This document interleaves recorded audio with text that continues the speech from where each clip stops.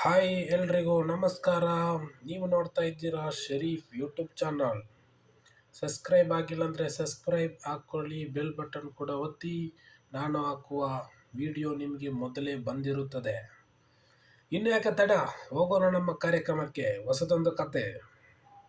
ಇವತ್ತಿನ ವಿಷಯ, T V ಚಾನಲ್ನಲ್ಲಿ ಒಬ್ಬ ಬೋರ್ವೆಲ್ಗೆ ಬಿದ್ದರೆ ಯಾವ ರೀತಿ ಅವರ ರಿಯಾಕ್ಷನ್ ಇರುತ್ತೆ ಅಂತ ನೋಡೋಣ. ಇದೀಗಾಗಲೇ ಬ್ರೇಕಿಂಗ್ ನ್ಯೂಸ್ ಬರ್ತಾ ಇದೆ. ಬ್ರೇಕಿಂಗ್ ನ್ಯೂಸ್ ಏನಂದರೆ, ಮಂಜಪ್ಪ ಬೋರ್ವೆಲ್ಗೆ ಬಿದ್ದಿದ್ದಾರೆ ಅಂತ ನ್ಯೂಸ್ ಬರ್ತಾ ಇದೆ. ಹೆಚ್ಚಿನ ಮಾಹಿತಿ ಕೊಡಲಿಕ್ಕೆ ನಮ್ಮ ಜೊತೆ ನೇರ ಸಂಪರ್ಕದಲ್ಲಿ ನಮ್ಮ ನುಡಿಮುತ್ತವರಿದ್ದಾರೆ. ಬನ್ನಿ ಅವ್ರ ಹತ್ರ ಮಾಹಿತಿಯನ್ನು ಕಲೆ ಹಾಕೋಣ. ಏನು ಆಗ್ತಾ ಇದೆ ನುಡಿಮುತ್ತವರು ಬೋರ್ವೆಲ್ಗೆ ಬಿದ್ದಂಥ ಒಂದು ನ್ಯೂಸ್ ಬರ್ತಾ ಇದೆ. ಯಾವ ರೀತಿ ಏನಾಗ್ತಾ ಇದೆ ಅಲ್ಲಿ?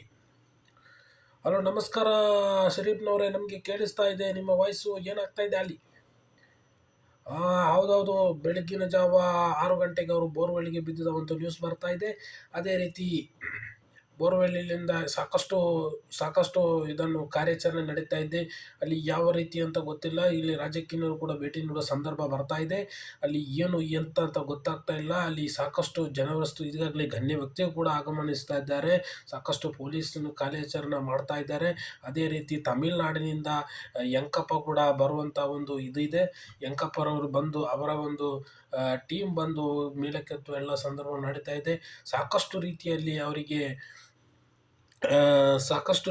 ಅವರಿಗೆ ಎಲ್ಲ ರೀತಿಯ ಮಂಜಪ್ಪನವರು ಬಿದ್ದು ಈಗಾಗಲೇ ಅವರ ಕುಟುಂಬ ಕೂಡ ಕಂಗಾಲಾಗಿದ್ದಾರೆ ಒಂದು ಕೂಡ ನೀವು ನೋಡ್ತಾ ಇರ್ಬೋದು.